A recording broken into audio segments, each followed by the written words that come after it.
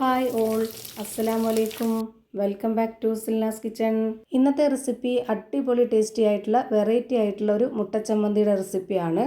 ചോറിനും അപ്പത്തിനും ചപ്പാത്തിക്കും ഒക്കെ കൂടെ കഴിക്കാൻ പറ്റിയിട്ടുള്ള ഒരു അടിപൊളി ടേസ്റ്റി ആയിട്ടുള്ള ചമ്മന്തിയാണ്. ഇതുപോലൊരു ചമ്മന്തി ഉണ്ടെങ്കിൽ മറ്റൊരു കറിയുടെ ആവശ്യമില്ല. നമുക്കിത് മാത്രം മതിയാവും. എത്ര കഴിച്ചാലും കൊതി തീരെയില്ല. അപ്പോൾ ഈ ഒരു ചമ്മന്തി എങ്ങനെയാണ് തയ്യാറാക്കുന്നതെന്ന് അറിയാനായിട്ട് വീഡിയോ സ്കിപ്പ് ചെയ്യാതെ മുഴുവനായിട്ടൊന്ന് കണ്ടു നോക്കണേ. റെസിപ്പിയിലോട്ട് കടക്കുന്നതിന് മുമ്പായി സിൽനാസ് കിച്ചൺ ചാനൽ ആദ്യമായിട്ട് കാണുന്നവരാണെങ്കിൽ പ്ലീസ് ഒന്ന് സബ്സ്ക്രൈബ് ചെയ്തേക്കണേ. ഒപ്പം തന്നെ ഈ വീഡിയോസ് നിങ്ങൾക്ക് ഇഷ്ടപ്പെടുകയാണെങ്കിൽ ഒരു ലൈക്ക് ചെയ്ത് ഷെയർ ചെയ്ത് ഹൈപ്പ് ചെയ്ത് സപ്പോർട്ട് ചെയ്യാനും മറക്കരുത്. ഇനി നമുക്ക് ഇതുപോലൊരു മുട്ടച്ചമ്മന്തി എങ്ങനെയാണ് തയ്യാറാക്കുന്നതെന്ന് നോക്കാം. ഈ ഒരു ചമ്മന്തി തയ്യാറാക്കാനായിട്ട് ഞാനിവിടെ സ്റ്റവിലേക്ക് ഒരു പാൻ വെച്ച് ഫ്ലെയിം ഓണാക്കി കൊടുത്തിട്ടുണ്ട്. ഇനി ഓയിലൊന്ന് ചൂടായി വന്നതിന് ശേഷം ഇതിലേക്ക് 2 സബോള കട്ട് ചെയ്തത് ഇട്ട് കൊടുക്കാം. സബോള നന്നായിട്ട് ചെറുതാക്കി കട്ട് ചെയ്തെടുക്കരുത്. ഈ ഒരു വലുപ്പത്തിൽ കട്ട് ചെയ്തെടുത്താലേ കറക്റ്റ് പരുവത്തിന് കിട്ടുള്ളൂ. പിന്നെ ഇതിലേക്ക് കുറച്ച് കറിവേപ്പില കൂടെ ഇട്ട് കൊടുത്തിട്ടുണ്ട്. ഇനി ഇതിലേക്ക് 2 തക്കാളി കട്ട് ചെയ്തതും പിന്നെ ഇതിലേക്ക് 20 അല്ലി വെളുത്തുള്ളി ഇട്ട് കൊടുത്തിട്ടുണ്ട്. ചെറിയ വെളുത്തുള്ളി ആയതുകൊണ്ടാണ് ഇതുപോലെ 20 എണ്ണം എടുത്തിട്ടുള്ളത്.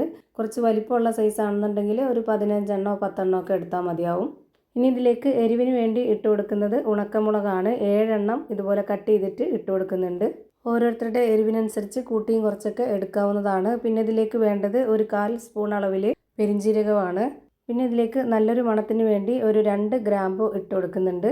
പെരിഞ്ജീരകപ്പൊടി ഇട്ട് കൊടുക്കുമ്പോഴും ഗ്രാമ്പു ഇട്ട് കൊടുക്കുമ്പോഴും ഒരുപാട് ഇട്ട് കൊടുക്കരുത്. ഇത് രണ്ടും ഇട്ട് കൊടുത്താൽ ഒരു പ്രത്യേക ടേസ്റ്റും മണമൊക്കെ ആയിരിക്കും. നമ്മളിതിലേക്ക് മുട്ട ചേർക്കുന്നതിൻ്റെ ആ ഒരു മണമൊന്നും നമുക്ക് ഈ ഒരു ചമ്മന്തിയിൽ അറിയാൻ പറ്റത്തില്ല. അതിന് വേണ്ടിയിട്ടാണ് ഇങ്ങനെ ചെയ്യുന്നത്. അപ്പോൾ ഇതെല്ലാം കൂടി നന്നായിട്ടൊന്ന് ഇളക്കി കൊടുത്തതിന് ശേഷം ഇനി നമുക്കിതൊന്ന് അടച്ചു വെച്ചിട്ട് 5 മിനിറ്റ് നേരം വേവിച്ചെടുക്കാം. ഇതൊന്ന് കുറച്ച് വെന്ത് കുഴഞ്ഞ് വരണം. 5 മിനിറ്റിന് ശേഷം ഞാനിതൊന്ന് തുറന്ന് നോക്കുന്നുണ്ട്. ഇപ്പോൾ ഇതാ നല്ലപോലെ വെന്ത് കുഴഞ്ഞ് വന്നിട്ടുണ്ട്. ഈ ഒരു പരുവാകുമ്പോൾ നമുക്കിതിലേക്ക് 2 കോഴിമുട്ട നേരത്തെ തന്നെ പുഴുങ്ങി വെച്ചിരുന്നു. അതിൻ്റെ മഞ്ഞ മാറ്റിയതിന് ശേഷം ആ ഒരു വെള്ളം ഇതുപോലെ കട്ട് ചെയ്തിട്ട് ഇട്ട് കൊടുക്കുക. ഇതിന് ഓരോന്നിനും ചേർക്കുന്നതിന് കണക്കുണ്ട്. ഞാനിവിടെ ആദ്യം സബോള എടുത്ത കണക്ക് പറഞ്ഞിരുന്നു. ആ ഒരു കണക്കനുസരിച്ചാണ് ബാക്കിയുള്ള എല്ലാ ഇൻഗ്രീഡിയൻസും ചേർത്ത് കൊടുത്തിട്ടുള്ളത്. ഇനി ഇതിലേക്ക് ആവശ്യത്തിനുള്ള ഉപ്പും കൂടെ ഇട്ട് കൊടുത്തതിന് ശേഷം ഇതുപോലെ നന്നായിട്ടൊന്ന് ഇളക്കി കൊടുക്കാം. മുട്ടയുമായിട്ട് ഇത് വെന്ത് കിട്ടണമെന്നൊന്നുമില്ല. ചെറുതായിട്ട് 1-2 സെക്കൻഡ് ഇതുപോലെ ഒന്ന് ഇളക്കി കൊടുത്തിട്ട് ഒന്ന് ചൂടാക്കി എടുത്താൽ മാത്രം മതി. ഇനി ഇതൊന്ന് ചൂടാറിയതിന് ശേഷം ഒരു മിക്സിയുടെ ജാറിലേക്ക് മുഴുവനായിട്ടും ഇട്ട് കൊടുക്കാം. ഇതൊന്ന് അരച്ചെടുക്കാനാണ്. കുറച്ചൊന്ന് ലൂസായിട്ട് ചമ്മന്തി വേണമെന്നുള്ളവർക്ക് 1-2 സ്പൂൺ വെള്ളം ഒഴിച്ചു കൊടുക്കാം. എന്നിട്ട് അരച്ചു കൊടുക്കാം. ഞാനിവിടെ ഒട്ടും തന്നെ വെള്ളം ചേർക്കാതെയാണ് ഇതുപോലെ നന്നായിട്ട് നല്ല കട്ടിയിൽ അരച്ചെടുത്തിട്ടുള്ളത്.